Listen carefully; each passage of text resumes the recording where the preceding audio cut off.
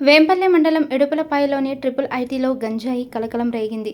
బుధవారం రాత్రి ఇంజనీరింగ్ 3వ సంవత్సరం చదువుతున్న ఇద్దరు విద్యార్థులు గంజాయి లోనికి తీసుకెళ్తుండగా ట్రిపుల్ ఐటీ మెయిన్ గేట్ వద్ద సెక్యూరిటీ సిబ్బందికి పట్టుపడ్డారు. దీనిపై సెక్యూరిటీ సిబ్బంది అధికారులకు సమాచారం అందించారు. గురువారం ఉదయం కోర్ కమిటీ సమావేశం నిర్వహించి అనంతరం విద్యార్థుల తల్లిదండ్రులను పిలిపించి మందలించారు. Triple IT director professor AVS Kumaraswamy Gupta విద్యార్థులకు టీసీ ఇచ్చి పంపించినట్లు తెలుస్తోంది. ఈ వ్యవహారంపై ఆర్కే వ్యాలీ పోలీసులకు కూడా సమాచారం ఇచ్చారు. అయితే విద్యార్థుల భవిష్యత్తును దృష్టిలో ఉంచుకుని వాటిని ఎక్కడి నుంచి తీసుకొచ్చారు అనే కోణంలో విచారణ చేస్తున్నట్టు సమాచారం.